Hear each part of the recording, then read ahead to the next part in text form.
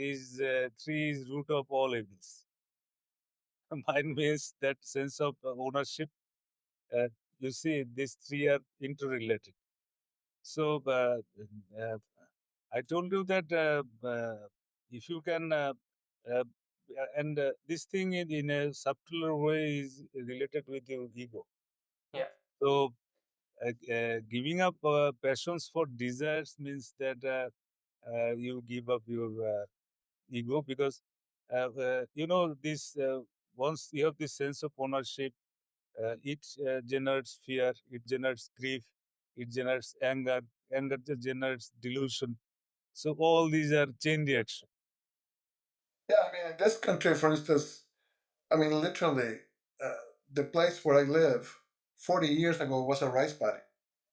There was nothing here. There were cows, rice, and now they have these huge buildings, has all these ultra modern highways, subways, airports, you name it.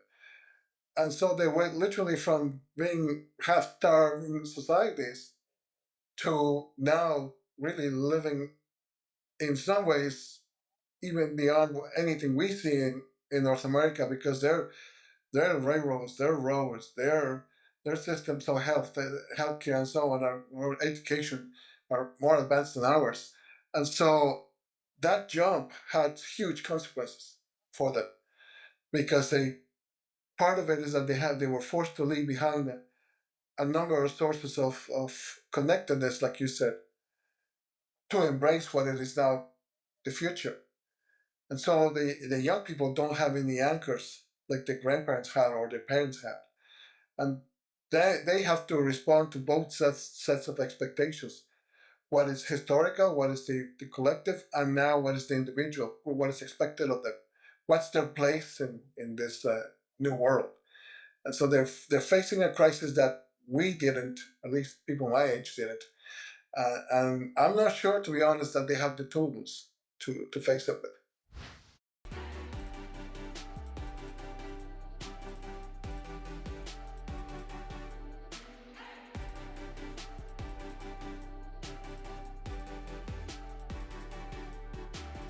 What if you turn hardship into greatness, anger into serenity? Everything changes. Make your life a masterpiece.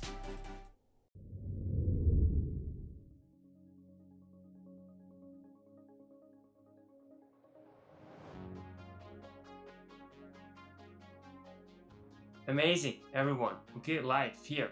The very first live stream, absolutely outstanding, with Dr. Moazzem Hossain, who is a thought leader in whatever he does.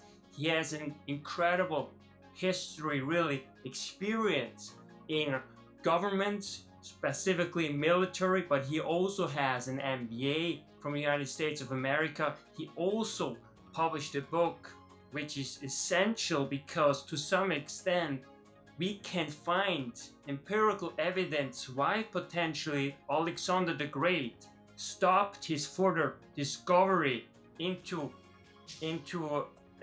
then India and so on and so forth further east, because they digged out sites that were incredible, that showed incredible strength. So maybe you can a little bit elaborate on what you were actually discovering in Bangladesh. This was based also on your PhD, right, that you did. So you really have a multidisciplinary approach really to life, to government, to basically everything. And therefore I think it's extremely important that you are the lead in harmony in diversity, because that's what we ultimately want to foster, is harmony in diversity in thought, diversity in people, culture, religions, and so on and so forth, because I can only define who I am because of Dr. Hossain, for example. In other words, it's a reciprocity that really happens, that really lifts us up in our humanity, right? And so therefore, everyone who is now listening, really welcome Dr. Moazzem Hossain to the show, who is also the chair of Harmony in Diversity. And it's really exciting because our goal really is not just over the next few months or few years, but really the next 2, 3, 4 decades to work together and keep improving the program in order to make an incredible difference for individuals, but also to society as a whole. So, with this and without further ado, I will really set first and foremost really the topic of today. And the topic is really interesting because it's one thing thinking about harmony in diversity, but it's also another thing to think actually harmony within yourself. And we have to first make our analysis based on first principles on which a society is built, and that is always the individual. In other words, how to foster, cultivate harmony within. So first and foremost, really, Dr. Hossain, I just want you to elaborate a little bit what you actually mean by harmony. Let's define the term harmony in terms of the individual, and then we can go down or up the ladder. Okay. Today, as you planned, that we will discuss harmony at individual level. Okay. So, the harmony, that means you are at ease with your surroundings, and you are at peace. And remember, harmony is not passive. This is also active. So, for to be in harmony, whatever you do, this is just nothing but the interplay of energies. So, I plan to discuss this matters that what are the factors that affects the harmony in general, and more specific to the today I'll talk about individual level as you uh, told me. So at individual level, if you want to know the harmony, it is me. So you need to know this machine first, that how it works. Unless you know this, then you will not be able to handle it. So this is the fastest step to achieve harmony at individual level. And you know that this machine, it is nothing but a mini cosmos. Okay. Uh, there are five elements in the universe or the cosmic force.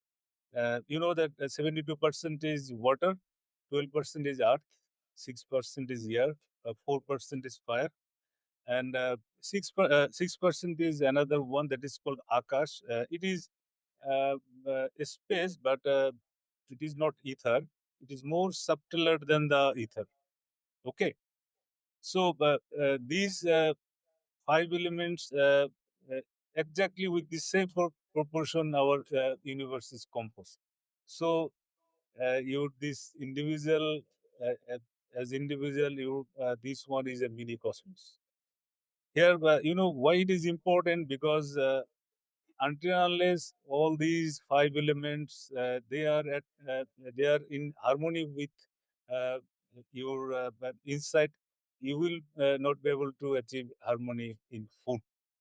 So there are these five elements, they are in perfectly balanced in the in cosmic force, and same is to Eve also. So there are some disruption, and you need to know how to clean these all these five elements, and there are techniques. And once you know this, uh, once you acquire this knowledge that these five elements will uh, take order from you, only then you will be able to achieve harmony and balance.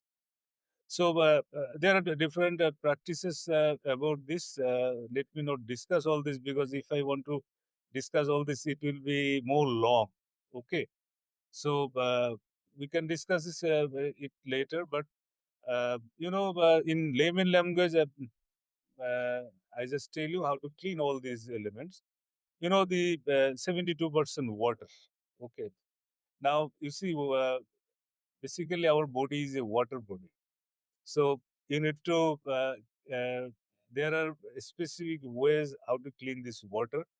If you talk about me, I take sun charged water. Okay. This is one way, or you take the clean water, and water has a memory, and this is a very important aspect to be in harmony. Then, regarding earth, you need to touch the earth. You need to walk barefooted, maybe minimum 5 to 10 minutes. And air, if there is a clean air, I think in Western country you do not have these difficulties, but there are ways to clean the air. Some breathing exercise, uh, you can clean it. And fire, if you walk in the sunlight, mm, that is the best way. But if there is no sunlight, then you can burn any candlelight or any light, and you can be there for a few minutes.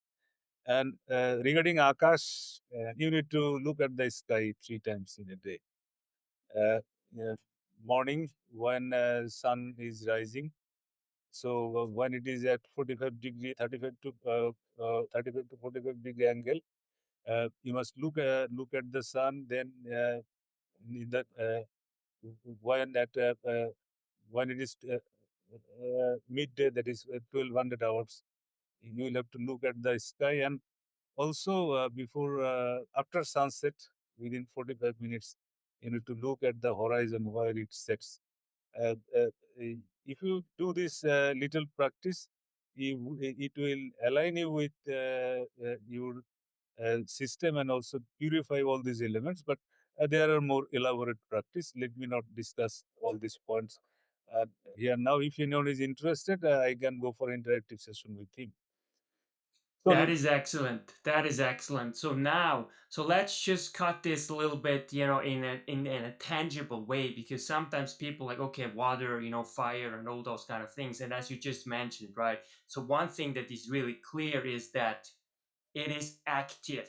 In other words, we incorporate all these elements and we have to bring it to the very fore. And in doing so, we have to be active. In other words, one of the things that you also do, you're active, you're always walking, you're playing golf, right? That is important because it's in alignment with the energy, with the cosmos, because everything is energy. In other words, movement creates ultimately energy, and that's where the word emotion comes from.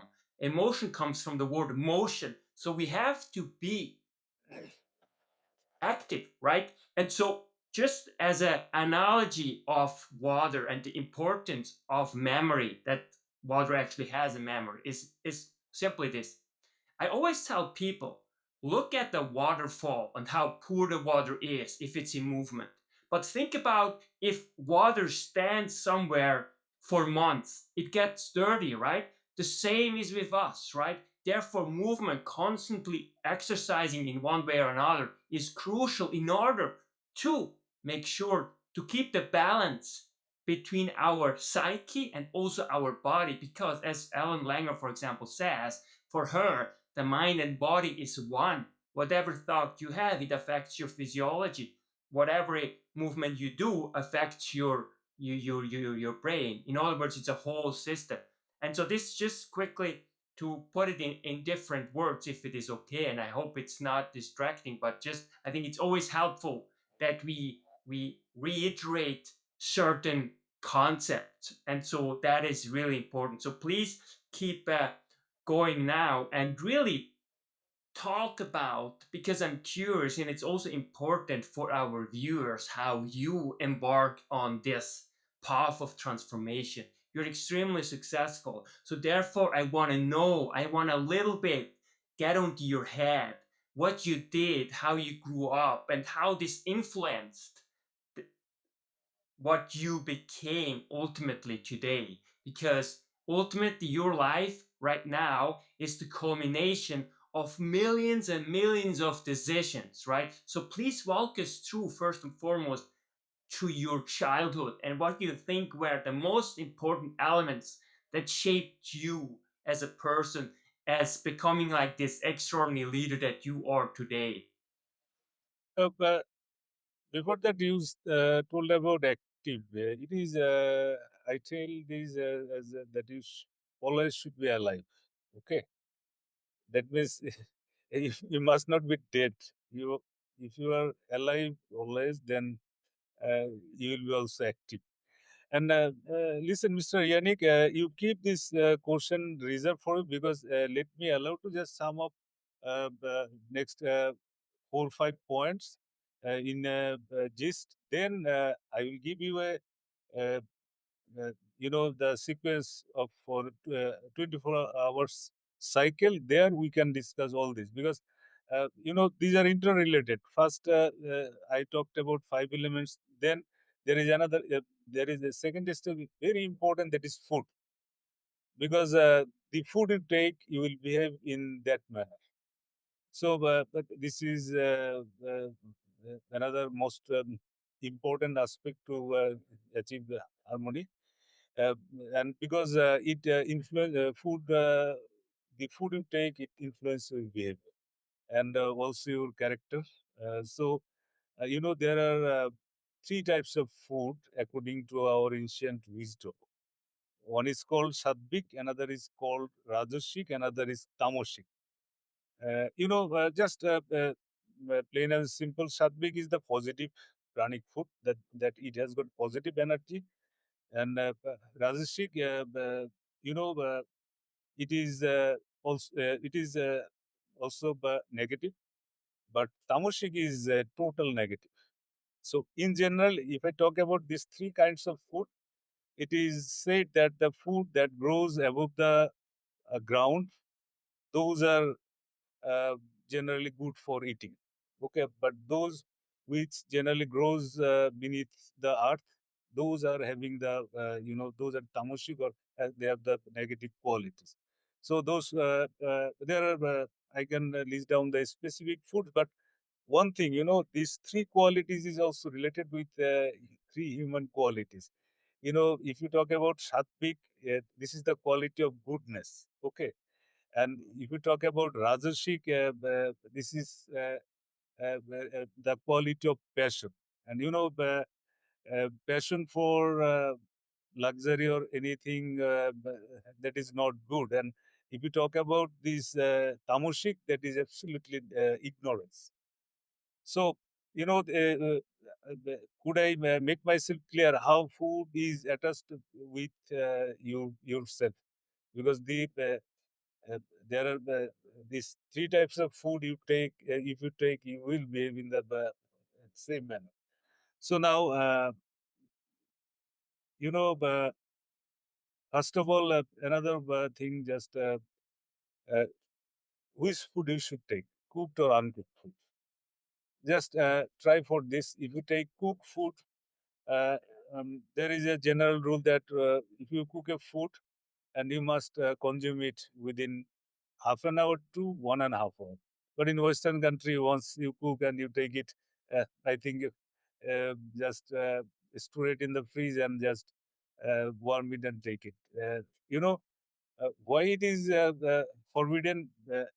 You can taste it. Now you have cooked the food, and after taking the once you are cooking the food, it destroys the enzyme. Okay, so food it doesn't have a full quality, quality of it. So after you take lunch of this cooked food, you will find that you're feeling sleepy because you grow letharginess. So this food is not live food. That's why uh, uh, once you take this, that's why it is suggested that you take live food. Now, you know, what was our natural selection as a humankind? Before we invent the tools or fire, natural selection was plants, leaves, and also fruit. So, if you take the fruit, that fruits, that is our natural selection, and fruits remains your body only 4 hours. It is digested, and plants and vegetable, it remains 12 to 13 hours. And but these if you take the meat, it remains in your belly 72 hours, remember. Once it is remaining in your body 72 hours, then there are a lot of bacteria and it generates a lot of disease. And remember one thing: if you know that you will be killed, and you will have a lot of restlessness. And these animals, they come to know before 24 hours that they're going to be slaughtered. So once there is a restlessness, then there is a lot of acidity in the body, then your cells are becoming deformed. So you are taking these deformed cells in you. Now scientists and medical scientists, they are telling that within a second, there are trillions of cells inside you. They are creating and recreating, and each cell has the same feelings like you. So once you're taking this cell of this cow or any uh, animal meat, uh, you are not you are taking these cells which is acidic. So if you it will also imbalance your system. If, it is also bulwark for your achieving harmony. And more generally, you see the people who takes meat, they become more restless. And the another thing, this GM crop. GM crop is also the same thing. They've changed the cell. Okay. Um, Once they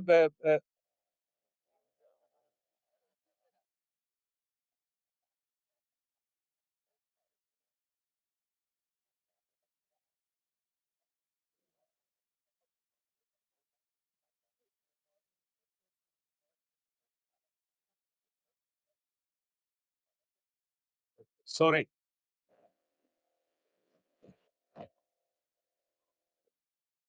So is it okay? Yeah, I mean, now I see you twice. I Oh, don't know why, but it's okay. We can just. Now it's perfect. Very good. All good. okay now. Okay, let's continue with GM crops, right? You just Yeah, said yeah, yeah. that we Just it's basically modifying yeah, yeah. organism, right? We You inject know, a virus, right? yeah, yeah. This is very much important because nowadays you will find there are a lot of disease just because of eating of this genetically modified food, because it changes the cell. So those are not natural cell. The organic crop, organic food, they have 60% more protein than or food value than this GM crop, but their size is small. That's why people do not take it.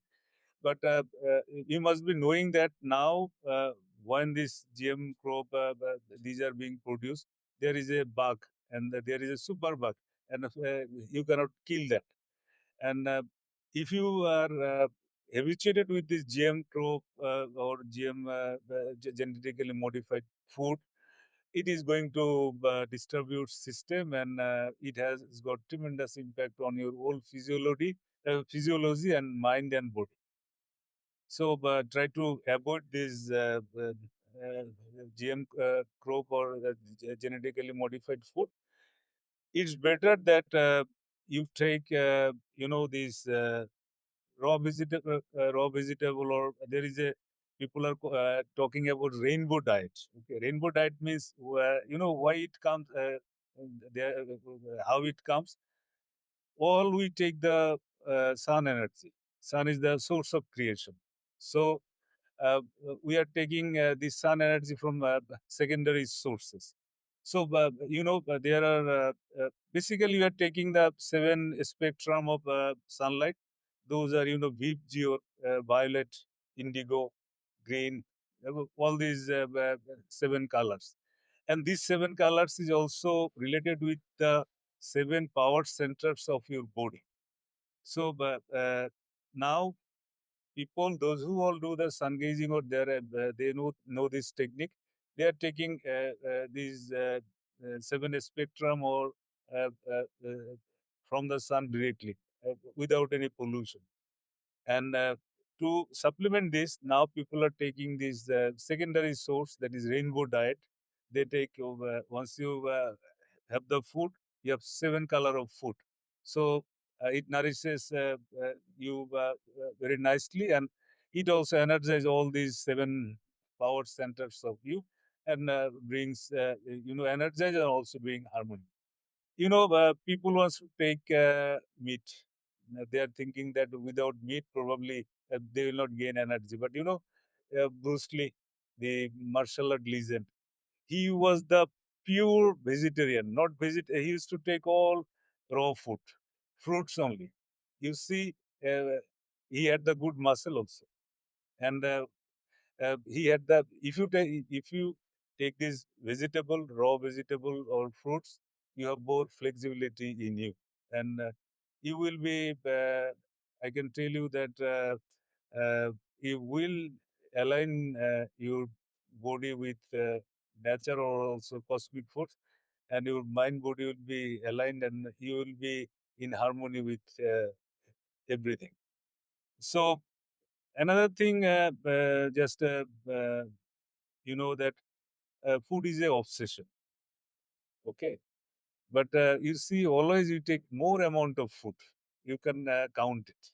So normally, one time meal is better if you can practice that. If not one time, then twice meal you can take. But in between these two meal, there should be 6 to 8 hours gap. Now there are a lot of scientists these that they're talking about these things, but our people have said uh, thousands of years ago that uh, because the 6 to 8 hours gap, that if you do not take anything in water or anything, this 6 or 8 hours, minimum 6 hours, then your cancer cells in your body will die.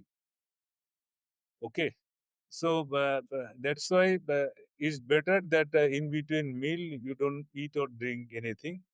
Uh, uh, you know And what? that's where, just to clarify, that's basically where intermittent fasting comes into the equation, right? Uh, So it's now very fashionable that people, let's say they eat, and I actually do the same thing. I eat for lunch and then I eat for dinner. So it's about between, yeah, 6, 7 hours. And then I don't eat until from 7 p.m. to noon. So this means I fast 17 hours. So do you think that's healthy? I only drink water. but this is now a fashion, that intermittent fasting. But fasting practice is embedded in all the cultures. Okay, of all the religion, all the culture. Breakfast means you break the fast, Yes, right? I mean, that's but the point. it was uh, initiated by Egyptians. Okay, they started fasting 1.5 months. Just it was nothing but cleansing the body. So they used to take less amount of food, and there are various types of fasting. Someone fasts for 24 hours. Someone from they eat before sunrise, then they break fast after sunset. Someone even goes for fruit fasting, someone water fasting. There are various types of fasting, but you need to have the practice of whatever you do. If you take the right kind of food, and it is a matter of practice, that it should be if you once you take the breakfast, then after 8 hours, in between this time you must not take anything. But in our practical life, this is very difficult, because a lot of people, they want to justify you that this. But what I do, since it is not possible during daytime, so before sleep, maybe in our culture, we need to go to the bed a bit late. So from night 10 to morning 8, I do not eat or drink anything, because this is the time when none is going to offer food, or if I do not take, they will not get angry. So this is nothing but adjusting with the reality. So Absolutely. So I You just want to quickly jump into that because that's a very important point in terms of letting the body clean itself again. And I give you an analogy, and I want you to know if this is a good one. Think about it like a kitchen, right? So if you cook and eat, you have to clean up your kitchen afterward. So imagine you always leave all your stuff there, your dishes. At some point you can't even walk into your house because it's just stable, right? And that's what we have to do also with our bodies. We have to give it the time so it can clean up again the house, right? So we leave around room for itself to clean. So think that's why it is important. And secondly, I just want to mention that it's very important too for people who are listening to really also observe their chemical reaction that they have when they actually eat, and really monitor how they are feeling, because I treat my body like a laboratory. I can really tell whatever I eat, my energy level and so on and so forth. And therefore, for example, with intermittent fasting, I can really function so effectively and also so long. That's because I don't eat. For example, I don't have breakfast, but that's only because I have a job which is not too physical, right? So I can afford it. So it all depends equally with meat. I give you an example. 10 years ago, I started going vegetarian completely, okay? But I was keep doing exercising, okay? In the gym and stuff. And all of a sudden, I never had problems. All of a sudden, I got the migraines, okay? Crazy migraines. Crazy. Never happened to me before. So I realized by reflecting, okay, there's something missing in my body, therefore, that causes me having migraines. Sometimes it happened while I was doing the workout, crazy. And so I started again having meat, implementing a more complex and more diversified diet, especially also with whole meat, but also whole vegetable, just whole food, obviously. And so that completely reversed, and I didn't have any problem with migraine in my life whatsoever anymore. But it was serious. So it's really, and it also depends, of course, in terms of culture where you grew up, right? For example, India has a very different climate than, for example, Switzerland. Switzerland has a very different climate in comparison to the Arctic, and so on and so forth. So this also plays into the equation. Therefore, we see, for example, also the Inuit, they eat a lot of raw meat, right? They hunt the geese and all those kind of things because it's just adjusted to their kind of life and what's really available. And again, it comes back to real meat, to real food, as you were mentioning, right? That absorb the sunlight, that absorb the energy that it's necessary for us to get the energy out of it, right? This food is very important. In all cultures, uh, they respect food. So before taking food, uh, I've seen my predecessors also in different culture. They just pay respect to the food and they transfer their thought to the food so that it doesn't harm me. It is such important that I'm now in Bangladesh. I might take even a fruit from South Africa or avocado from America or Canada or any other country. You see, a fruit or a plant is growing in the jungle of Africa or Africa, and it is coming to Bangladesh and it is becoming part of me. So you see, that's why, and food is live, and everything inanimate, animate object, they can respond. So I've seen and almost do at least pay some respect or reverence or pass your thoughts to the food that please you are nourishing me, and also I'm thankful for that, and also nourish me nicely. And this is uh, very much important that you are transmitting your thought. Another one I told you earlier that food is an obsession. We take too much amount of food and we also spoil that. And this is a general rules. I'm telling, it is in all the cultures, all the religions, and all these concept of modern concept, these are nothing new. They have adopted from earlier. So take 80% food and keep always 20% of your belly empty. If you can do this, you will not have lot of disease, or you will not feel good for anything. And regarding that, you talked about, there are certain areas where there is no vegetable, no fruits, and only meat. So nothing doing. Uh, you will have to take the meat. But whatever I have told you, I have told you in general. Yeah, but there is a difference. I have seen, sometimes I was in Hawaii for 6 weeks, and we had to cook everything. So initially, I didn't cook. I just purchased this raw food, and you know, your culture and culture of this is Western East. There is a difference also, because we have people to work for us, and there you do everything. That is also good, because once you do everything by yourself, so you can also tailor your things. But you get all the good foods in Western country. Because in 2000, when I traveled Europe, America, there I have seen this, this beetroot juice. First time I found there. Now it is common in our country. So you have lot of fruits. Those are not available. In fact, it is everywhere.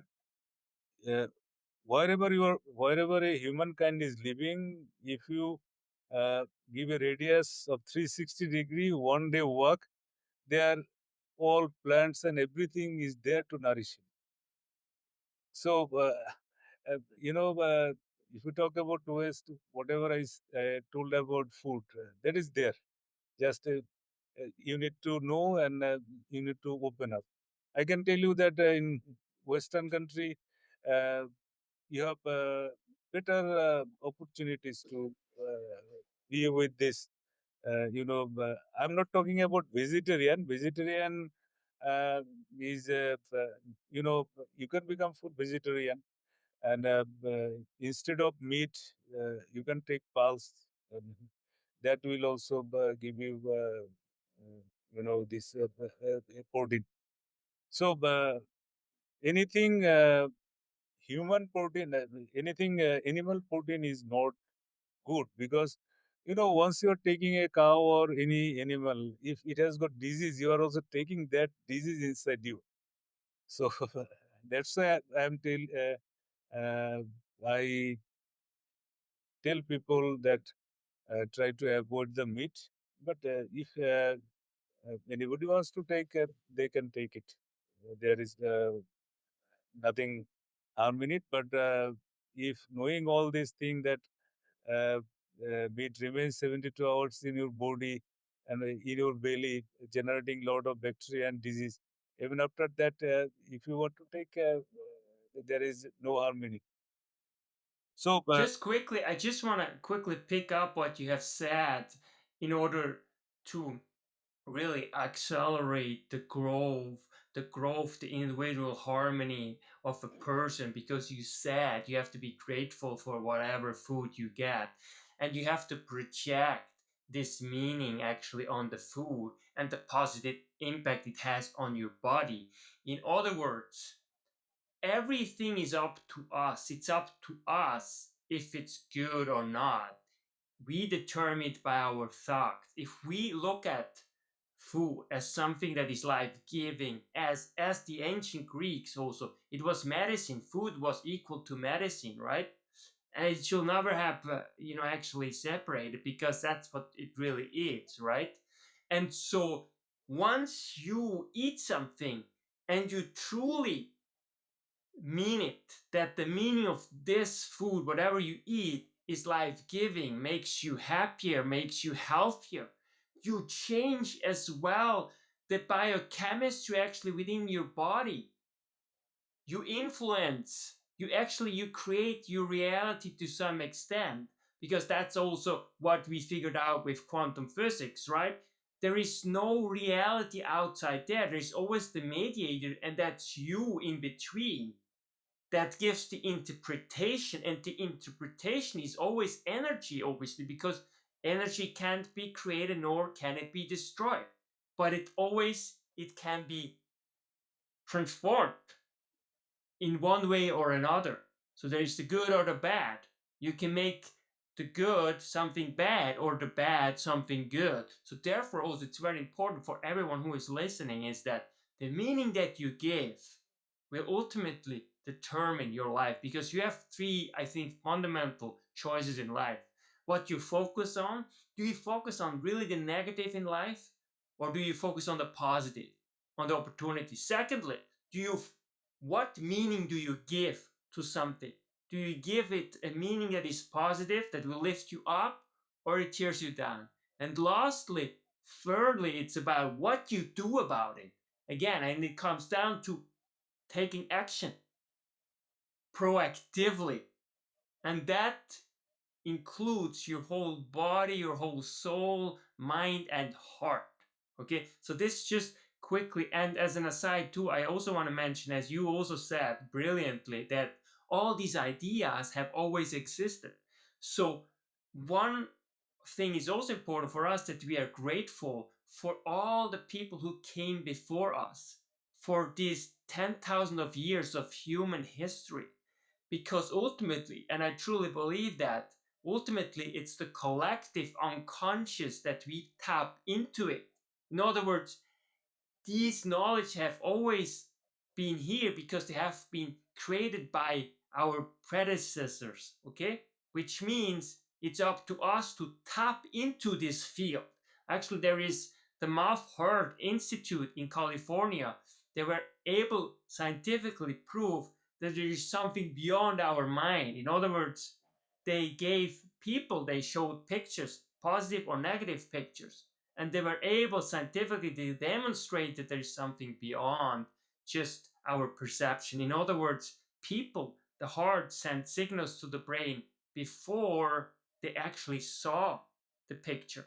And there were always a different signal, obviously, when it was either a positive or a negative picture. So sometimes they would show terrible picture with an accident, and then they would show like a beautiful field of flowers, and they could actually demonstrate it. I will also send you actually the paper on that. In other words, they demonstrate there's something in a field, and Young called it the collective unconscious, right? And so that's also very important, I think, just to realize, hey, everything there is has been somehow created, and it's up to us to tap into this gift, into the knowledge, into the wisdom of humanity. And therefore, it's so important to create first and foremost harmony within yourself before you attempt to create harmony on people. Okay, so please go on. Let me know. So, just 2 points regarding this. Socrates said knowledge is cyclic. Okay, so it will come. You'll see that now a lot of big structure is coming beneath the earth, and given with the technological advancement of now, it is nearly impossible to build all those. So knowledge is cyclic. There is no doubt about this. And another point you said,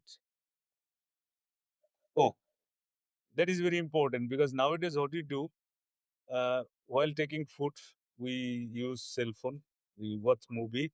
This has to be avoided, because this is some way you are, you are not attentive to while taking food.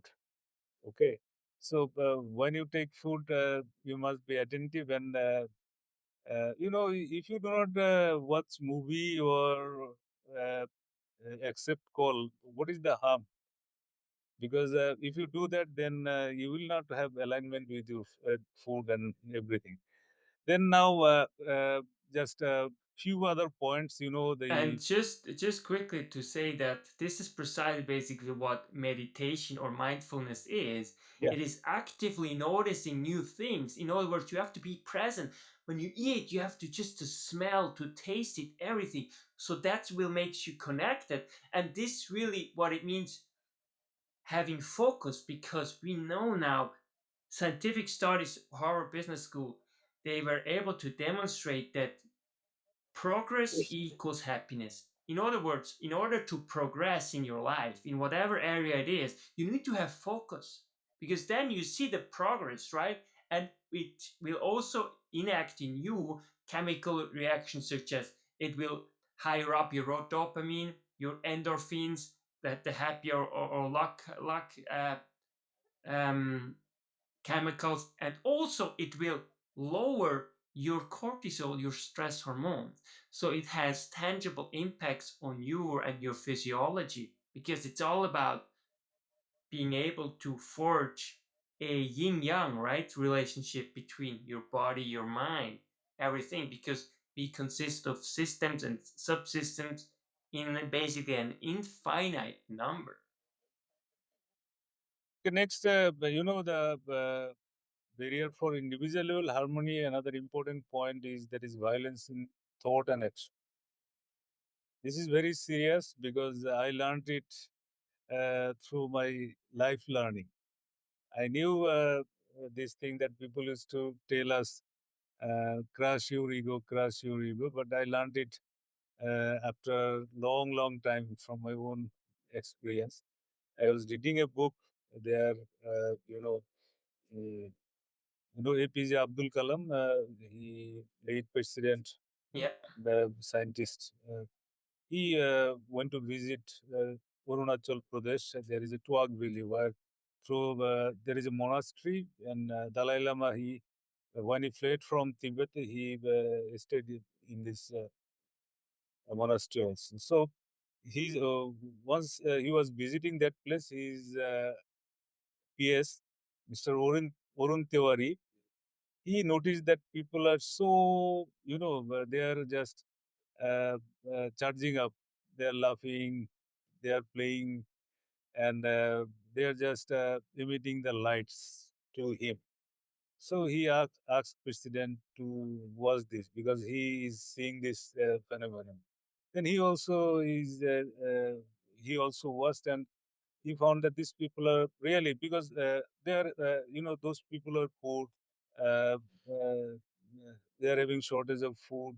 Out of all this poverty, how they are so alive and so playful, that really perplexed him. So he asked this monastery head, the Bhante, that this is the strange phenomenon I have observed.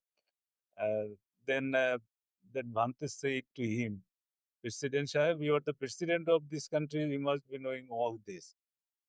Then he said that,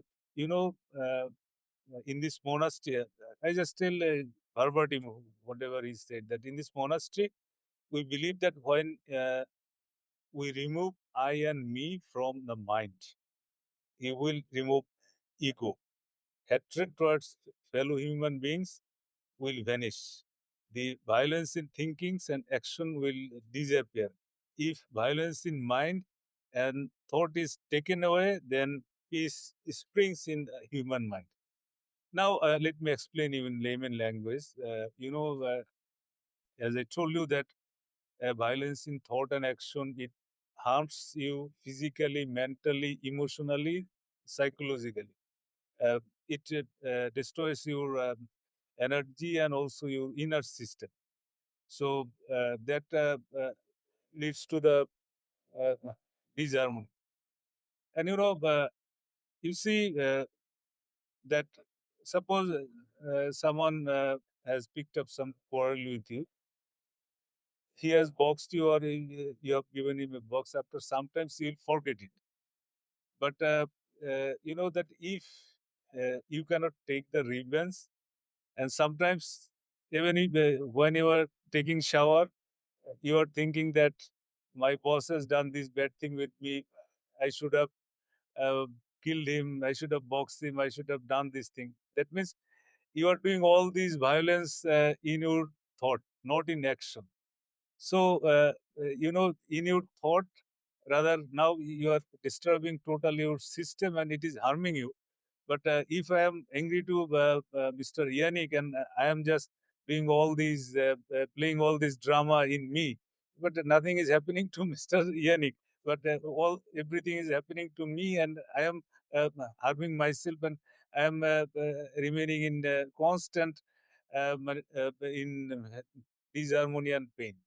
So, but this point is uh, very much important that uh, you can see, these men, humankind, they have this violence inbuilt in them because it is difficult to control this, but it is if you practice it, then it is not that difficult. Even if someone has uttered slightest bad words to you, you will see that you are remembering it after 10 years that Mr. X has told me this thing. So I will tell you how to, prevent all this thinking, violence of thought and action in at the last. Now, in short, I'm just attachment, anger, fear. These all these three are interrelated. Attachment brings grief and anxiety. Attachment means that you want this. So if you do not get it, so to get it, you have the you will try this, that, and you will have a lot of anxiety. And if you do not get it, you will have grief. So you know that if you can give up the attachment, then attachment means that whatever you do. Don't uh, longer for the fruit of your action. Whatever you are doing, you do the best. You will see that you will get the best fruit. Now, if you have the, you know, uh, if you have the desire for passion, that is very bad thing. Okay, so uh, now you see that attachment brings grief, anxiety, and this it also brings this desire for passion, and the desire for passion is not it will not allow you to remain at peace, and that will also generate anger. Anger is a poison of mind. It destroys your whole system, and also these three are interrelated, and the attachment also brings fear. So you need to know, you need to be free from all desires of passion and uh, passion, and we are very much uh, look for the pleasure. So if you can uh, curb all these things, then you will see that you will not have any fear, anger. You will remain in peace and tranquil, and achieve uh, harmony. And you see that people insult you, they offense you.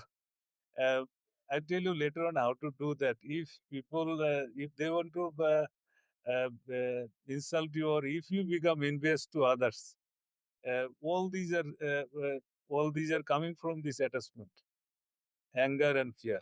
These three are interrelated. So you need to shun all these things: anger, uh, uh, attachment. You must give up all these attachment. Then also anger.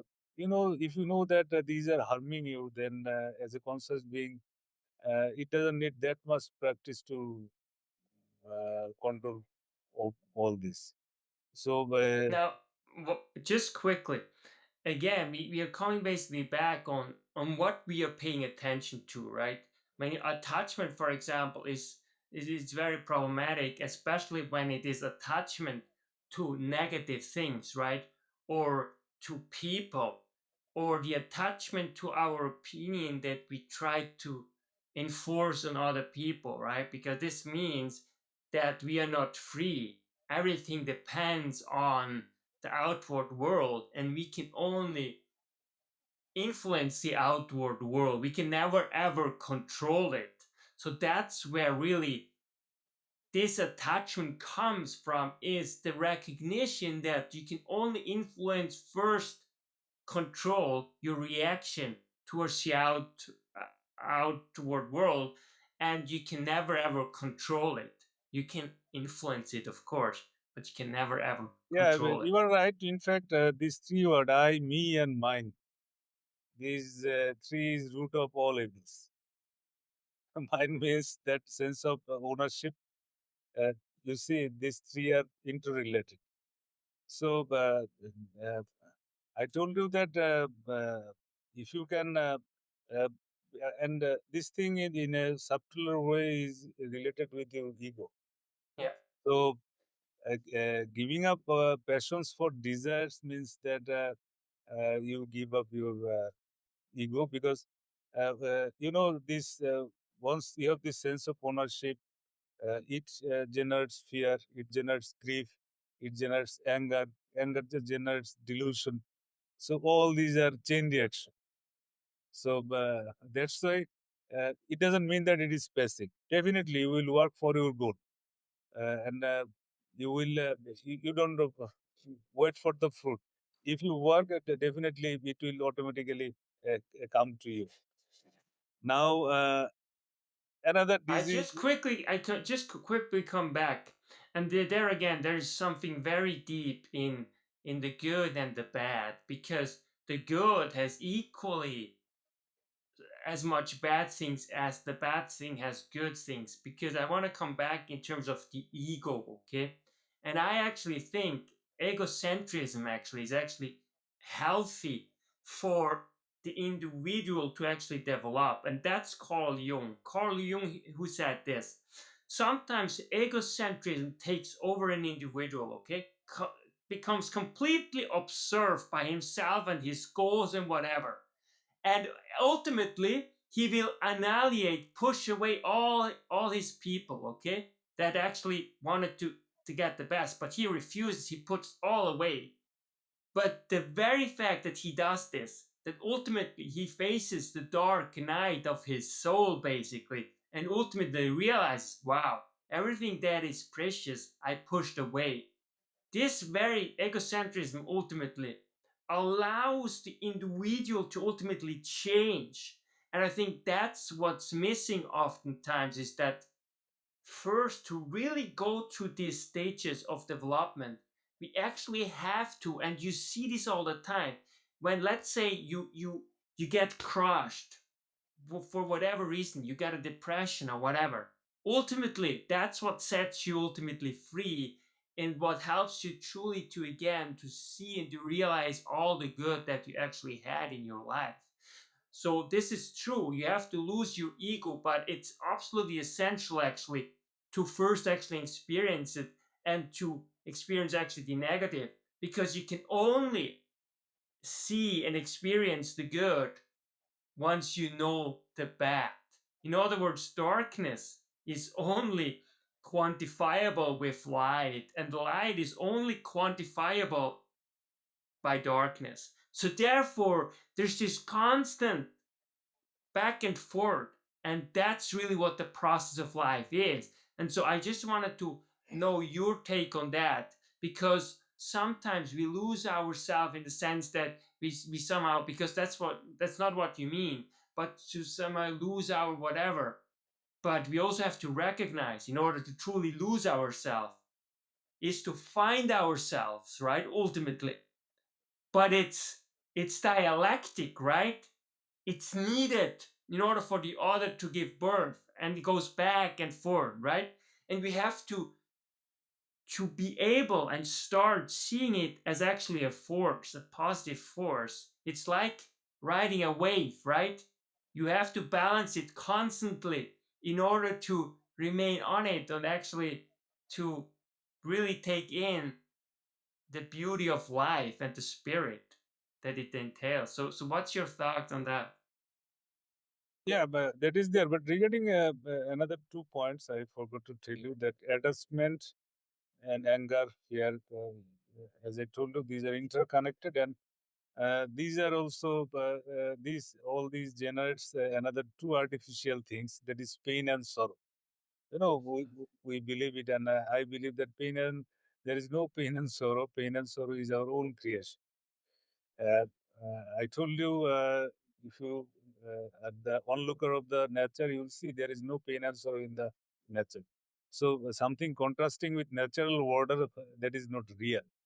So this attachment, anger, fear, pain, and sorrow. This thing it is happening to you because you and me do not have the clarity of perception. So I will tell you after one or two points that how to build rock solid inner core and create shield around you.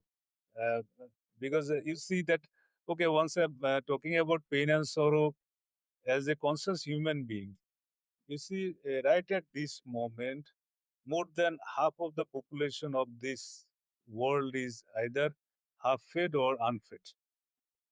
And you and me have the liberty to choose that whether I will take this food, I'll gain weight, I'll not take this food.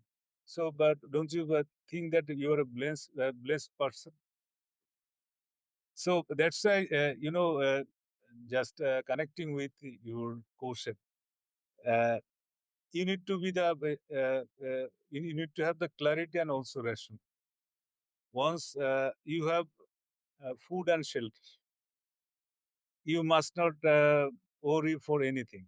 You must live every second of your time playfully, mindfully, enjoying every bit of it.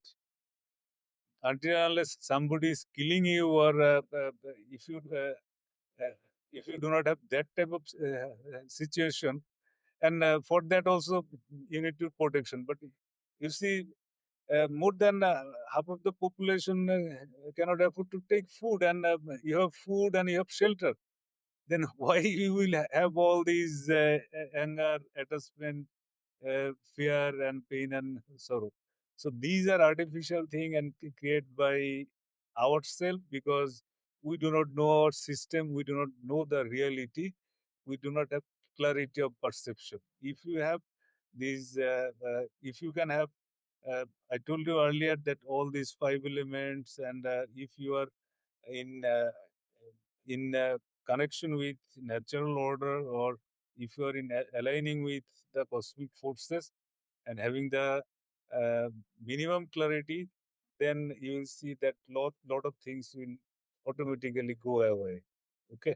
I fully agree with you, but we also have to recognize that there is also the evolutionary history that's within, right? The genetic, the memory, as you call it, right? And so for us humans, we always put the goalposts further. Why? Because we are able to project into the future. In other words, we always have still the fight, freeze, or flight mode, right? That in case there is no food in the future, therefore we make sure that we get as much as possible in the now, right? And so to some extent, this also helps actually to really further develop like the culture and also in terms of science and technology, because we constantly improve, right, our way of being. And of course there's always a risk that we neglect, let's say, the conscious or the unconscious, right, in Jungian terms, right? Because if you focus too much on the conscious, on what is here in front of us, let's say science, we neglect the spiritual part. In other words, our other part of us, that's the unconscious, right? That's the spirit that also needs nourishment. So yes, but we have to also recognize that it's not easy, but every mechanism has its advantage and disadvantage. What's really up to us, it's to bring those two, again, as you just alluded to, bring in harmony with one another. You know, if you again look to the nature, you see the animals. They just eat one meal. They don't care about the next meal. But it is only we humans. We preserve things. We hoard things. So, as a conscious human being, also, you must also eat. Whenever you are eating, don't think about the next one. Automatically, it will come. You can try for it. Okay, and definitely we have, but we must not be too much conscious about it. Okay, but that's why I tell people that look for everything and every solution in the nature. Natural order, if you can follow, you don't need any teacher. Okay, you can become your own teacher. Then quickly I tell about another point which is also barrier for harmony. That is loneliness. We all suffer from loneliness. Okay, if you need company, then you are not aligning with the cosmic force, or you are dependent on somebody. Why you will be depending on somebody? As a conscious human being, if this is my point, that I should I should not I should I must conduct my life alone, and in reality you are not alone. You know, we we are the one of the species out of billions of species. If you feel loneliness, just go to the nature or go out of your room. You will find that there are a lot of species, birds, insects, these, that. You will find a lot of company. You just taste it. Today, you are feeling that you are very lone. You do not have company. Just go to the forest, go to the nature. You will see each and every moment. You will find a company. In microsecond, you will find a company. You will find definitely this. Just look at the sky. You will see uh, you are not alone. So, in fact, every humankind, they must know how to enjoy this loneliness. And if you cannot uh, manage your system or manage yourself to stay alone, or staying alone doesn't mean that you are alone. There are people around you. If you think that you cannot live alone without anyone, then uh, you are not liberated. Rather, you are dependent on somebody. Why you will give up your freedom to others?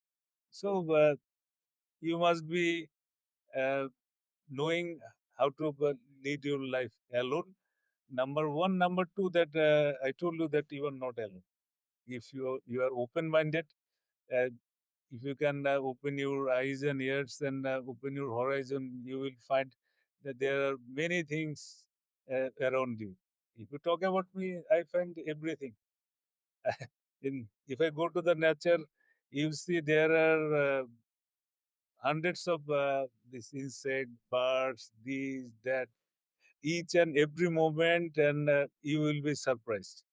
And during each season also, but you are just walking in the forest, all on a sudden you are finding fragrance of new types of flowers. You also got you'll be surprised. It happened to me many times. Now uh, you see, uh, uh, if uh, there are things, animate, inanimate, or these things are there to give you company or nourish you and make you cheerful. So give up this. Must tell you that this is one kind of fashion that you are suffering from loneliness. If you tell that you are suffering from this, then you are, disclosing your inability and inefficiency to manage yourself. So, if anyone suffers from loneliness, I would love to conduct an interactive session with them. Okay. Amazing.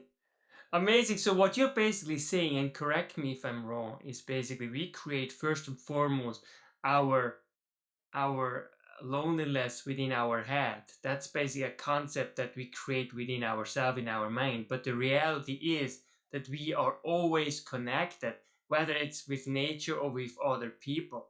But I think what's also very important is that, and that's also what you are basically are saying, is that that doesn't mean that it should be a goal that you make yourself independent of people. It just means that you make sure that your thoughts, that you start mastering your mind in order to see the beauty inside, outside, and around you. And so that's an illusion.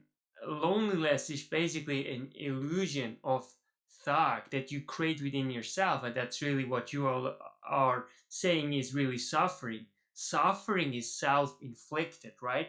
And so therefore it's always up to us what we focus on. Do we focus on the plentiness, on the beauty of life, or on the negative aspects? The meaning that we are giving to, right? We have to meaning, we are meaning seeker and meaning maker all the time. And lastly, again, what we are going to do about it, you know. And the last point I just want to make is that it's very important to also recognize that we are built to be in a family and to have close people around us, right? Because that allows us to actually further our species as well. Now, this another thing. I'll not elaborate all this ethical living. Uh, Ethical living means you need to lead your life ethical way. Honesty, integrity, compassion, and respect for all living beings. This has to be there. If you do not live ethical life, then you definitely you will not have harmony. Because unethical life, if you lead unethical life, that means you are doing many unethical things, and that is not going to give you pleasure or peace. So, uh, unethical life definitely destroys the balance in you, and also cause these are plain and simple. If anybody knows what is ethical life, what is unethical life, unethical living, and uh, you know, uh, you can ask anyone having minimum understanding, they understand that definitely it is no way going to helping you to uh, be at uh, uh, be at peace or in harmony. So, you see, if you tell one lie, then you need to tell another 10 lies to cover it up. So, if you lead, I don't want to elaborate any more about this. We all must live ethical life. Okay, we must not cheat. We must be honest, uh, uh, and also respect for all living beings. If you do not cheat, if you do not lie, then I think uh, uh, Socrates said that that never act unjustly. Okay, so that he was in a cave. You know that cave name is Philopappus Cave. It is. I visited that in Athens, behind the near the Athens Agora. So, there was he was kept in a cave uh, because he was sentenced to death by drinking hemlock poison. So then this authority, they decided that Socrates should fled away. So they told the guard that tell Socrates he can fled away, but we will not catch him. So that guard told him that you can fled away, I will not catch you. You see, the Socrates, Socrates is Socrates because of that. He knows that uh, the as a normal human being, your life is the topmost assets of yourself, and that right at that moment he didn't you know uh, uh, did anything immoral act. He said that they have given this verdict, so I must accept it. And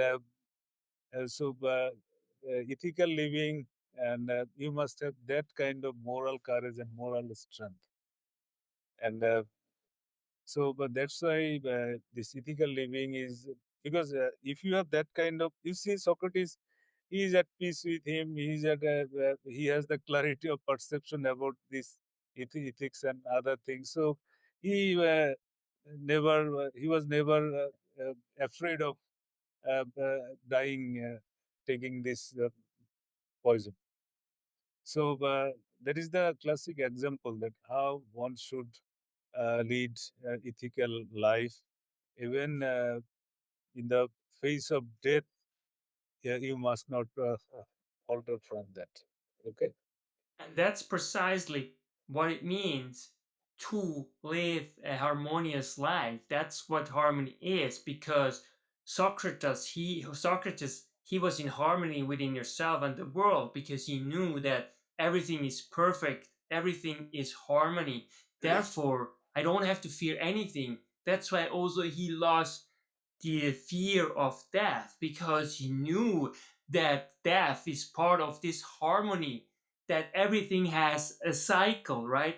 It's like waking up in the morning. It's really hard, right? And then you get an uptick in energy and it goes down again. So it's a cycle. It's like history at the macro level, right? So there is like emergence of empowers, then there's a stalling, and then there's a decline. And we can observe these patterns in nature, in societies, in civilizations, and really in the universe. And therefore, I think it's so powerful. So that is really brilliant, Dr. Hossain. So now I ask you, what is one actionable step that you recommend start doing for all our listeners in order for them to Okay, just foster more harmony within? yeah, yeah, yeah. Just I'm coming for this action. Just let me uh, hurriedly summing up another. I'll not explain those. Forgiveness. Forgiveness is another aspect uh, for achieving harmony.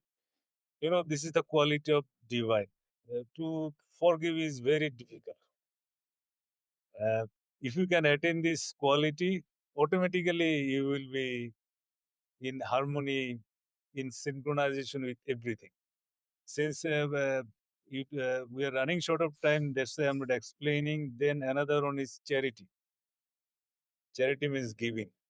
Okay. I just quickly come back to forgiveness, because this is a very interesting concept. Ellen Langer, she was the first tenured female professor at Harvard psychology department.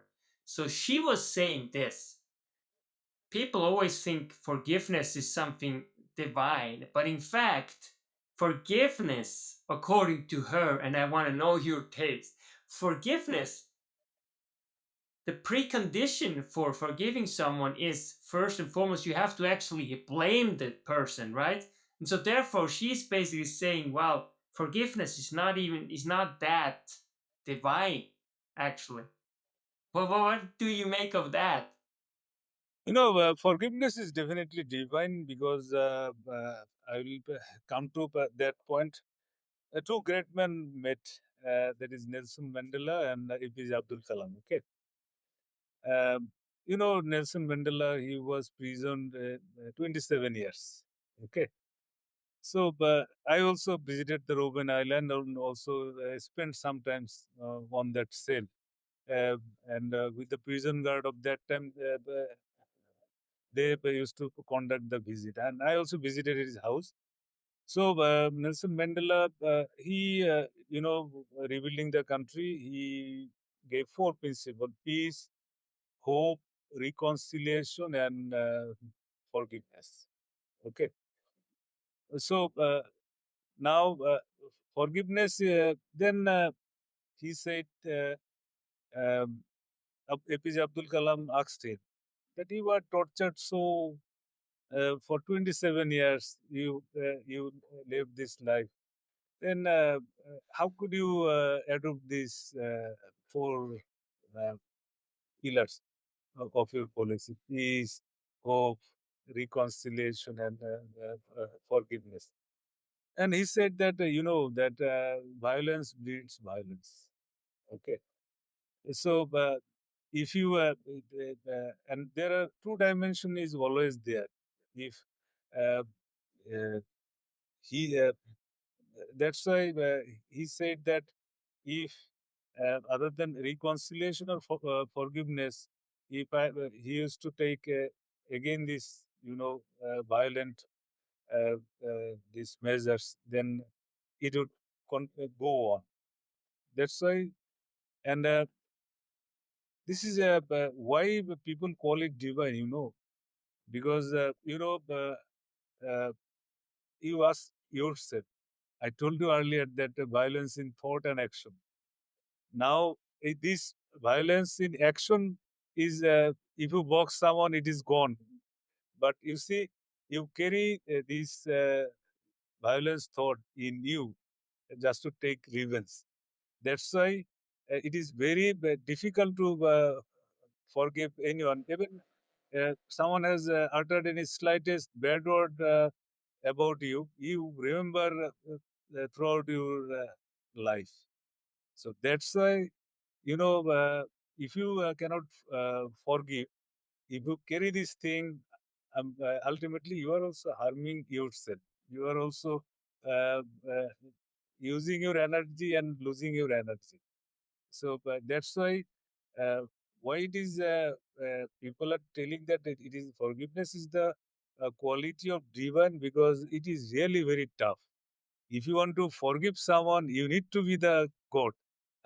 Or if you need to attain this quality of the divine. Until unless you cannot forgive anyone. That's why people use this analogy that forgiveness is the divine quality. Okay.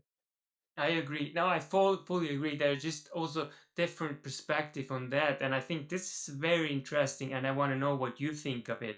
Rene Girard, Then he was at Stanford. I was just quickly picking up on violence and what you were saying, that you have to break the chain of violence, right? Because otherwise, it's an eye for an eye, a teeth for a teeth, and it's a spiral, right? Which ultimately means that we can eradicate humanity, because if if revenge goes back and forth constantly, what ultimately is happening is that at the end there's no one to kill anymore.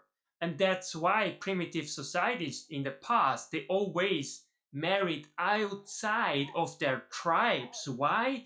Because if you have two people, let's say two guys within a small village, who desire the same woman, this could mean that the small village could become jeopardized. Why? Because they enter in a conflict and it could end badly.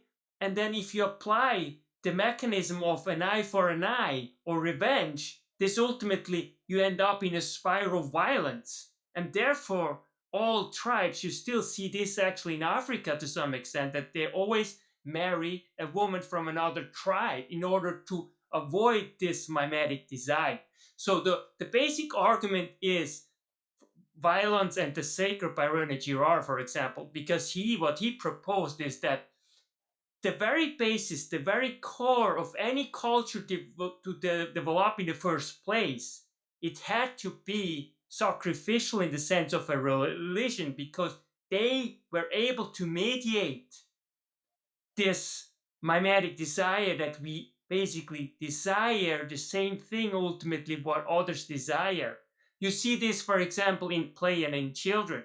If you look, and that's also Piaget actually who found this out, when two boys are playing, for example, with the same toys, both have a basketball. One is 8 years old, the other is 5 years old. Ultimately, the 5 years old, at some point, he starts to wanting the basketball that his brother, the 8-year-old, is playing. Why? Because 8-year-old is like playing very happily, right? He has this projection. And the other one now desires the same ball, not because of the basketball specifically, but because of the projected desire of the 8 years old. And you see this all the time. I see this all the time, what happened especially in children's, because there the mimetic desire, the mechanism is still very much alive, because there's not yet this rational thought, that the reason that plays in, right? You can see the same thing when it comes to the animal kingdom, right?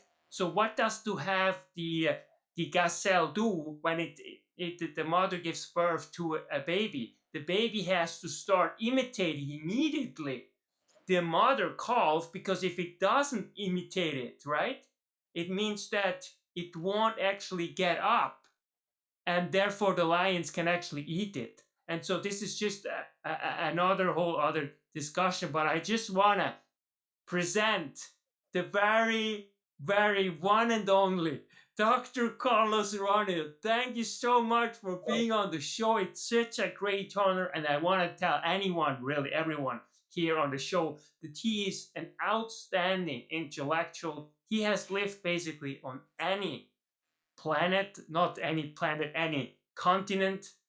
He grew up in Colombia, then did his studies in the United States of America, and ultimately he did his doctorate at the University of Toronto. And right now he is actually in Singapore, being a ambassador, right, for alumni organization of the University of Toronto. So that's Yeah, pretty recent.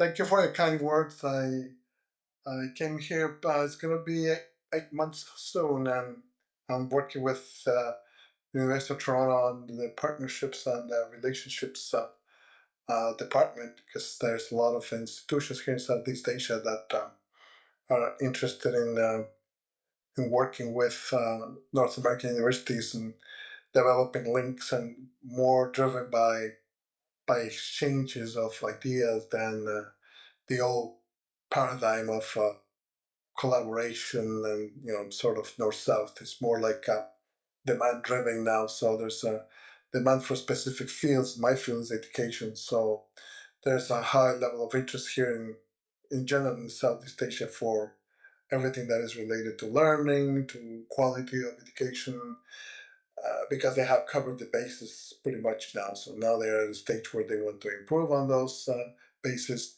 and they just don't want to do the minimum. They rather want to go for achieving the highest potential.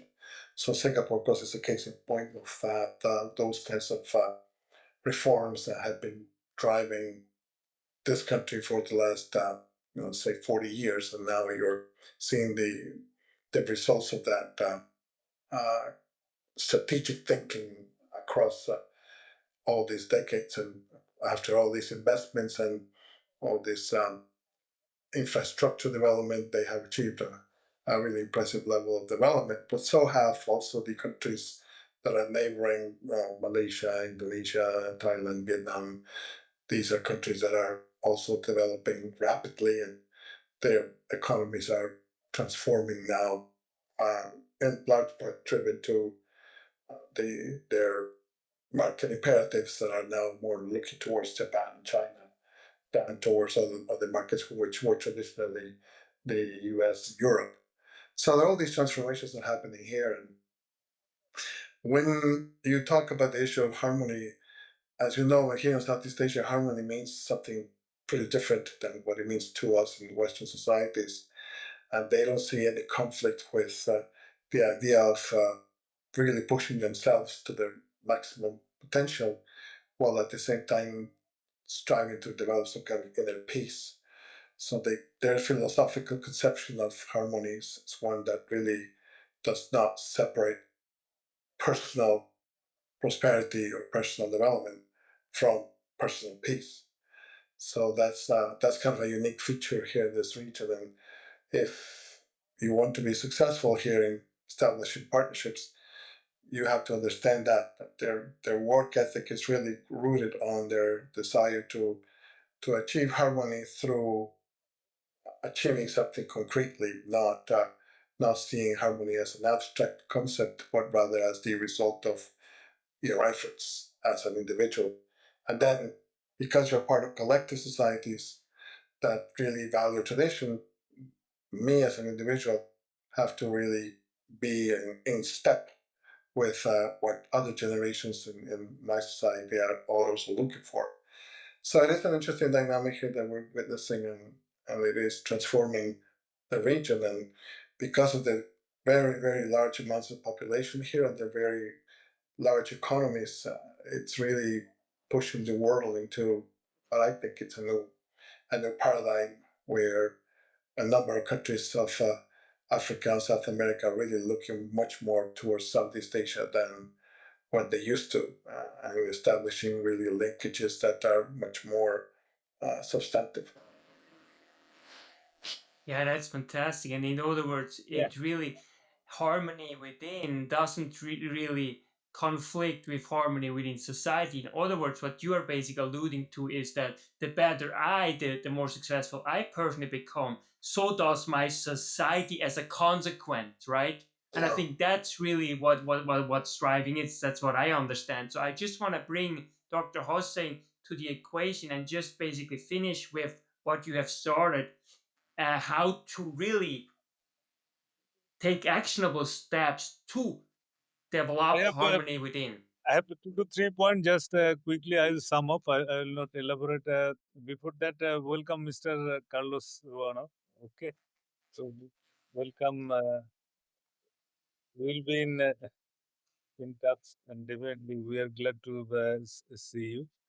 And regarding violence, the explanation you gave, this is okay, but there are a different explanation about this. We will talk later on. In fact, violence is in our DNA.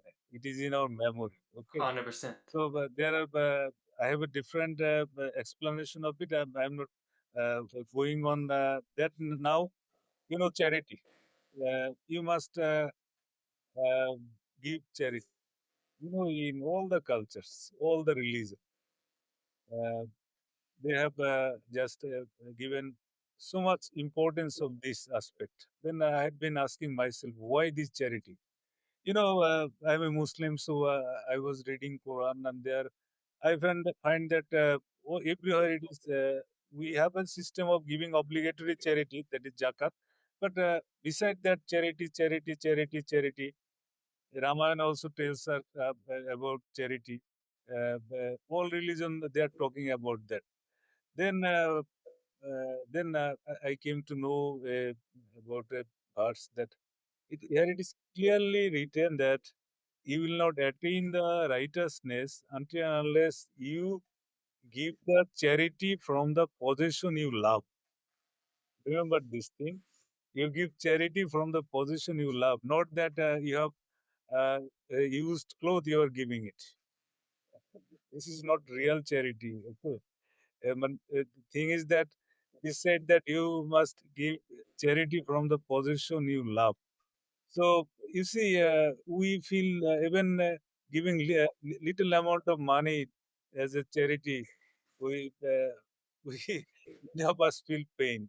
So that's why this charity has a immense power of giving, and it gives you so much joy, bliss, and ecstasy.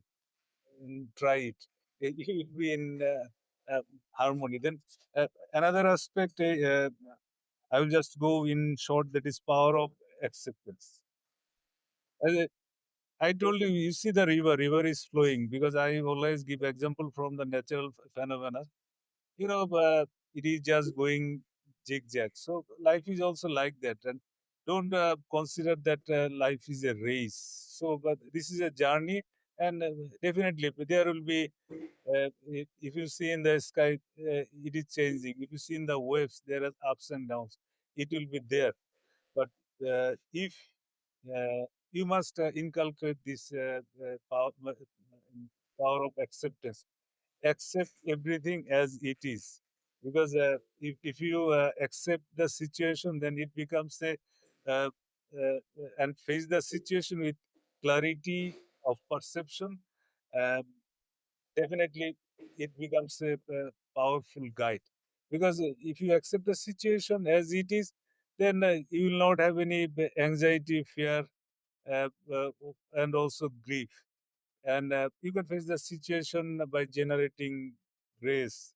So I'm going Just even let's just quickly take this apart. Carlos Ruana, please jump in. Doctor Ruana, please add what is your take on that, so we can really engage, with yeah. one another about acceptance. It's really important because I like acceptance because it's also the foundation of psychotherapy, right? Rogers talked about that, but also Young. It's actually crucial. It's not just for your own transformation, but also for basically the transformation of the patient, right? So, Carlos, what's your take on the importance of acceptance in terms of bringing harmony within a individual to the fore? At a global level, I think that we're at an age where the old order, the old system with all its assumptions regarding personal self-worth and definitions of success is sort of falling apart. It's or sort of ending. But the new value system that will replace it is not yet born. So we're in that kind of liminality. That's how I see it here in Southeast Asia. People really see this moment as a transitional phase, and what happens in a lot, most people are not sure what would come to replace what used to be the post 1945 global relations system.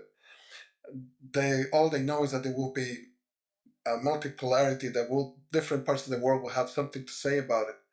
And in that sense, the sense of what is personal fulfilling and what is our place of love, it's also changing because uh, our relationship to foundational systems, belief systems, like including religious practice and spiritual practice, it's also sort of evolving now because people are understanding that their society's success really mirrors in some ways the desire to carve out an independent pathway. And when they find that sort of independence, then they achieve that sense of self-worth. So it's a bit of a personal liberation, if you like. It's no longer in the old days where, the promise was you change your society and things will crumble, blah, blah, blah. Nowadays, you see around here, I mean, the region, it's powered by each person where they have that, what I call the TikTok sense of self, meaning that they create a sense of values that they carry with themselves like a toolbox, not always realizing that there's deep roots to what they're doing, but being aware that the sort of the traces that they're leaving across the world in electronic terms are also the traces that their society left in them. And so they're branded by their societies, but they don't know what to do with their legacies. And you see it like, here in a lot of young kids are really embracing mythology, and they're using manga and they're using other means of artistic expression to embrace all mythologies. But of course, it's renamed and rebranded to fit the sort of the TikTok paradigm. But in fact, this has all roots. But what people don't want to be burdened with is the legacy of hatred and the legacy of uh, you know of war and the legacy of pain, especially in these countries that have so much of it. They want to embrace the tradition, but without all the heart that also tradition carries with it. So in that sense, they're sort of creating mini capsules of what it is to be unique. And in trying to assert that uniqueness, they go to, sometimes extreme cases to prove that sense that they have their own right to exist, regardless of what was expected of them. So it's a bit of a trick situation here. It's kind of people are no longer necessarily looking at certain truths that were strong, because they see that in those truths there's also a lot of pain, and so they want to find out if they can do away with that part and look towards the future, Of course, that's not possible, but that's part of growing up. Young people need to understand that and engage with that legacy that is very confusing and painful, because they can't really ask their grandparents what were they doing in the 50s and 40s, because they might not like what they hear in the way of answer. So because of that interaction now, things that used to be very respected are being questioned, but not necessarily because people want to get rid of them, but because people are tired of just accepting the assumptions. So they look at Christianity, for instance, in a different way. They look at it as a doorway to learn about themselves, about their spirituality in a different way. Not because it's Western, but because it has a different perspective. So it's a different kind of embrace, if you like, of that tradition. And then you see that reaching out towards that source of knowledge and a source of values, understanding that it doesn't come from this environment and it doesn't have all the answers, but it certainly provides a way of being that is different and that allows them to contrast with the ways in which they were expected to grow and they were expected to evolve. So I think it's kind of we're really in the middle of a transformation, and we just don't have the language to describe yet what's happening, especially when it comes to young people. And they are trying to come up with some terminologies when they speak amongst themselves, but we're not there yet. So we're a bit we're trying to navigate all these contradictions. But I agree that this place of this notion of charity and the notion of love, really, it's also evolving now, and it means embracing things in a different way, and it also means that people have to risk a bit more of themselves, that they can no longer stay in their specific area, but they have to actually engage and go out and risk being rejected and risk being separated, but they know that the rewards also can be great from that reaching out. And I think we go back to the fundamental question of humanity. Where do we come from? What's our purpose? And where are we heading to? And we can only do this by really looking at the past, our very roots. And I think what's happening now, even in the Western world, is to really re-questioning deeply that these things that have been hidden all the time, because enlightenment really brought to the fore something that ultimately made our unconscious, basically we avoided what's really underneath, and we only paid attention to the conscious in terms of Jung, right? We completely buried the collective unconscious, okay? Which is really the past. Everything there is based on the memory of the history, right? In Western terms, it's especially Judeo-Christian, but also Islam, obviously, right? And so that's somehow a reawakening of living more on the conscious level all the time, and everything is empirical, everything can be understood through science and scientific methods, whereas we kind of stalled and realized that actually we can't understand everything and make sense of everything without just applying the conscious. Rather, we always also have to bring in alignment our unconscious in order to become again whole, in psychological terms. And I think that's to some extent what's happening, right? And people are curious because people feel intrinsically, in my view, and that's what the Abrahamic relations really show, that there is something, there is truth. It's important and it's worthwhile seeking the truth, right? And it's a process. It's hard. Yeah, I mean, in this country, for instance, I mean, literally, uh, the place where I live 40 years ago was a rice paddy. There was nothing here. There were cows, rice, and now they have these huge buildings, has all these ultra modern highways, subways, airports, you name it. And so they went literally from being half starved societies to now really living in some ways even beyond anything we see in North America, because their railroads, their roads, their systems of healthcare and so on, or education are more advanced than ours. And so that jump had huge consequences for them, because they part of it is that they were forced to leave behind a number of sources of connectedness, like you said, to embrace what it is now the future. And so the young people don't have any anchors like their grandparents had or their parents had. And they have to respond to both sets of expectations. What is historical, what is the collective, and now what is the individual, what is expected of them. What's their place in this new world? And so they're facing a crisis that we didn't, at least people my age didn't. And I'm not sure, to be honest, that they have the tools to face it with.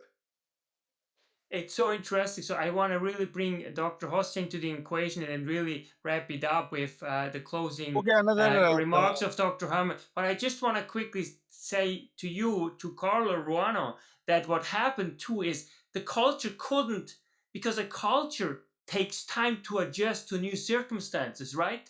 And that's also partly what happened to indigenous people, right? All of a sudden, they had to adjust, within a couple of decades, and the culture needs time to adjust, right? And so that's partly what the Singaporeans go through. So it's super fascinating. So please, I'm so sorry, Carlos. Just let's go back to Dr. Hossain, and I really let you uh, close. okay, just another 2 points. Then uh, you know we must show gratitude in every situation, because but gratitude is a very strong tools for achieving harmony. For even small things, you must pay your gratitude. Uh, You must practice this. Uh, there will be a lot of ups and downs or any situation. Always you must thank people. You must show respect for any small help or anything. And you know that this is a very strong tools to crush your ego. Okay. So I'm not going to elaborate on this.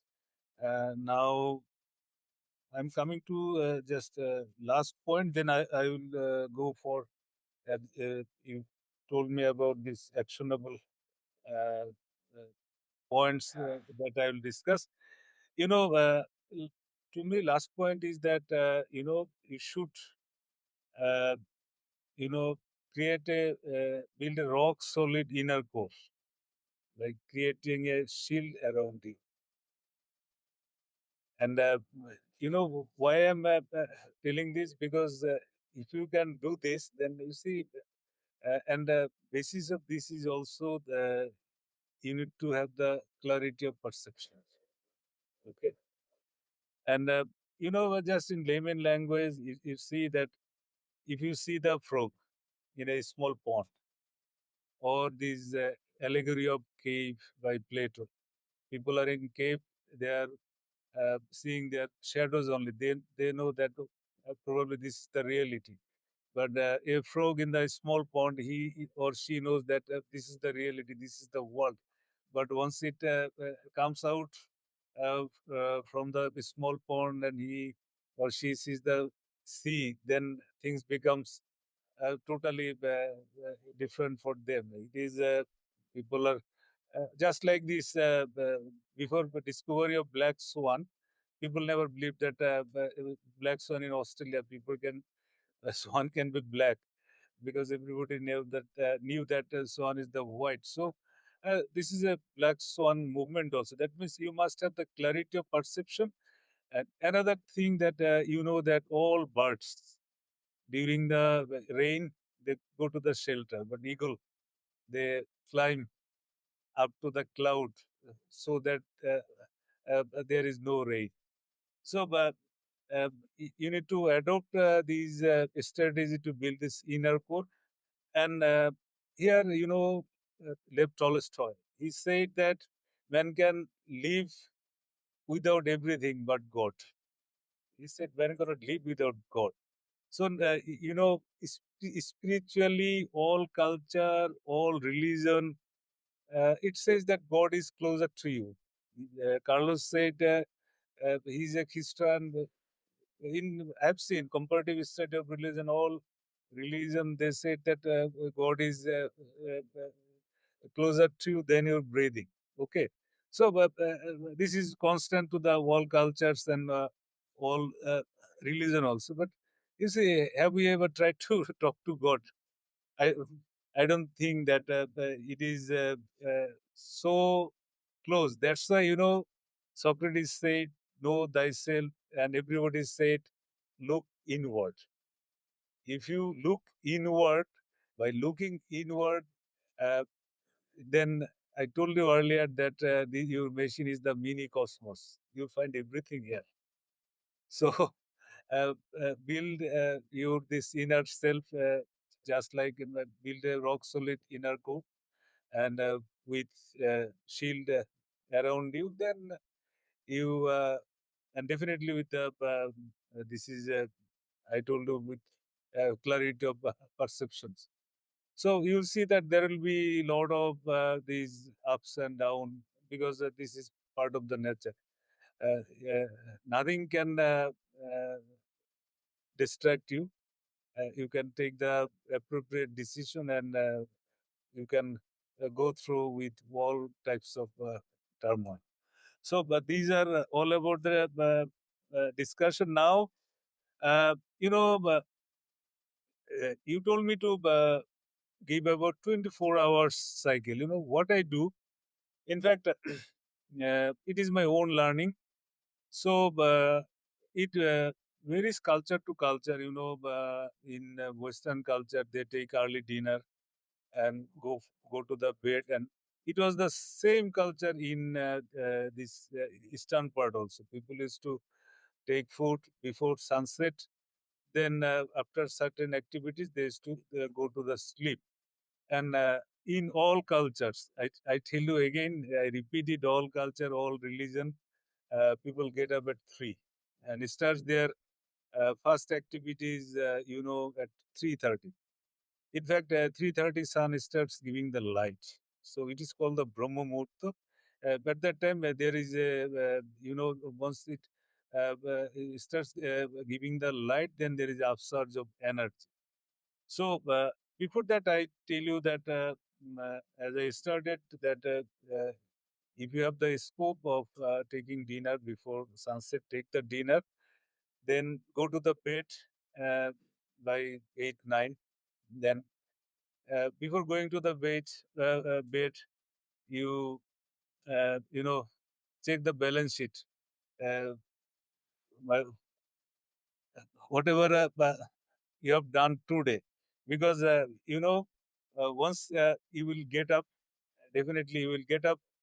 Your first action should be the you must pay respect to the God or the Creator. Okay, because uh, I was in a hurry. That's why I said that I don't believe in atheists. Nobody is atheist. Okay, everybody, even if someone is telling that he's atheist, but he has some belief system. Okay, so he may not believe in organized religion, but he believes in some power. So you must pay first pay gratitude or pay respect to or thank to the God that you are alive, because overnight 1 million people dies during sleep. So you are not one of them. So smile and pay tribute to the Creator or God of um, whatever you say. Then you start, as you know, he was also, Mr. Carlos was also talking about sense of purpose, and Mr. Yannick is also very much about this word, that sense of purpose of your life. I believe that my sense of purpose of life is to do something good to this planet Earth and help the people. So in morning, once I get up, this is my resolve that I will do something good to the planet Earth, because in the name of development or this advancement, we are destroying the planet. We are not building anything. Okay, we are destroying the nature, destroying the planet. So do something uh, good to this planet Earth and also help people. This is then first thing after that. Once you, I first do some yoga. Okay, and yoga is nothing but the aligning with the cosmic forces. Okay, and yoga is not the aerobics. Western country, there are a lot of, I have seen the video. Those are aerobics. Aerobics and yoga is totally different. I do maybe half an hour or 40 minutes. Then little bit of meditation and uh, please, yeah, I have given you one video. Can you play it here? You know, you see, Yeah, we will add it on the you podcast see, when we actually are doing I it. was traveling in Nepal for trekking. Hmm. I was staying in a hotel that is Annapurna Resort in Pokhara. There, a cleaner taught me this thing. Okay, you see, because my first point of observation was I find that those area people are very inward looking, calm, quiet, and peaceful. So you see, I learned this from a cleaner of a hotel. So you cannot, discriminate anybody. You can learn from uh, anyone. Okay, so out of his wisdom and his knowledge, he taught me this thing. Once I got up early in the morning, then he taught me this meditation with a meditation bowl or singing bowl. Uh, please add that. And he told me, hello. Yes. Yes. Yeah, yeah, yeah. Oh, okay. Then he told me that every day you must keep at minimum 10 minutes time for you, where uh, uh, there will not be any space for your kids, your wife, or anything. That should be in between you and your creator. So I think that really works.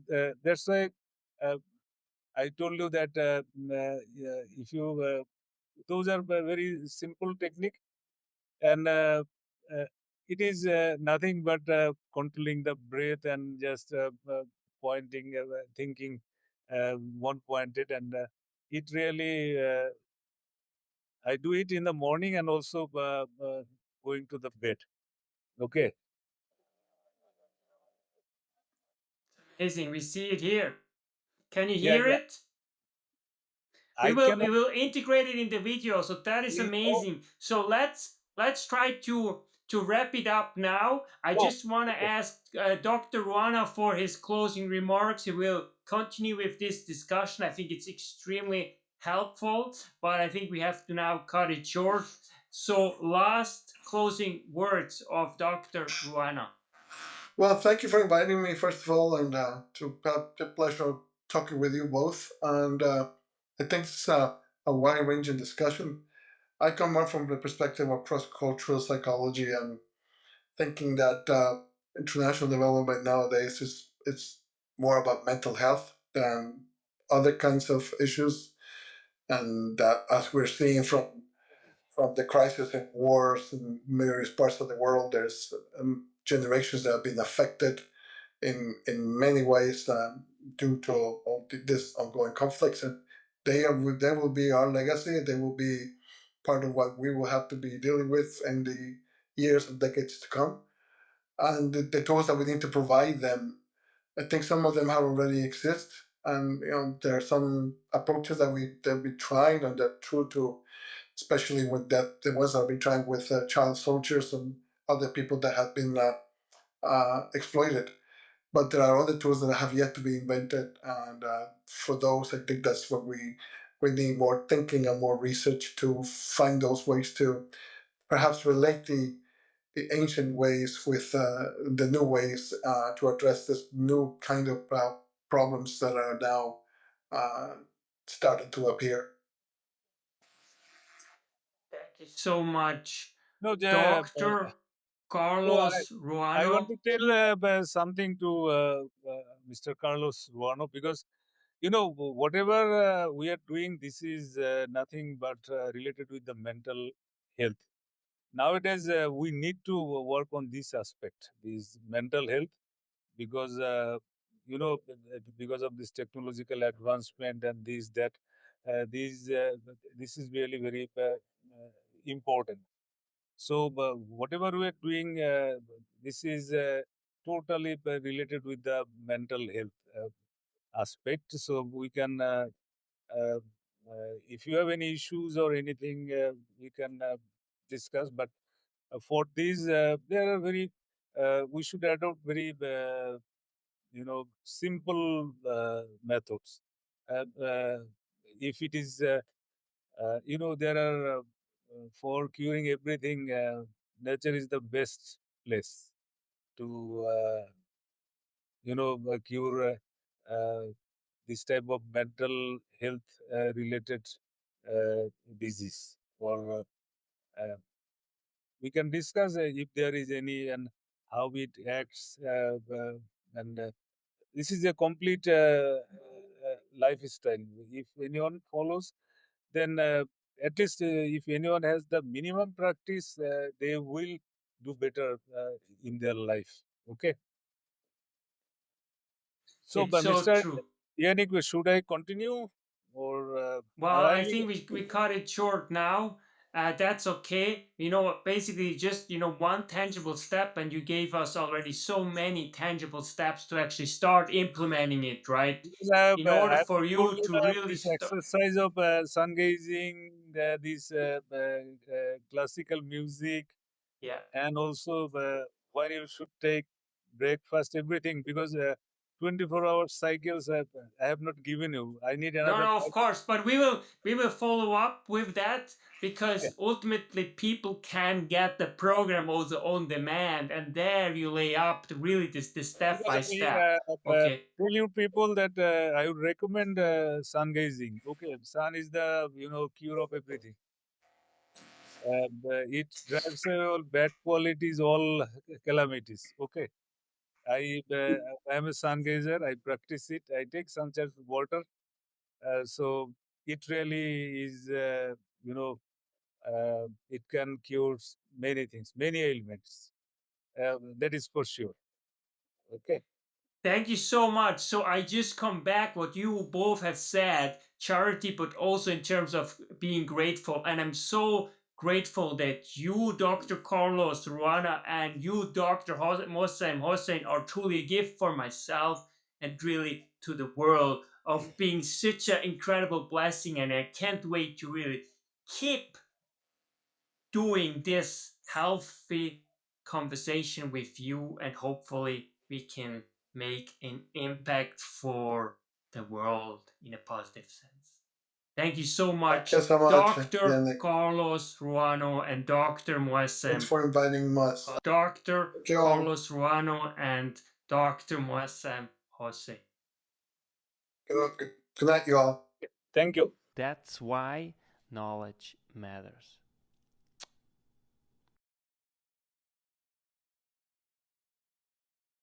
Make your life a masterpiece.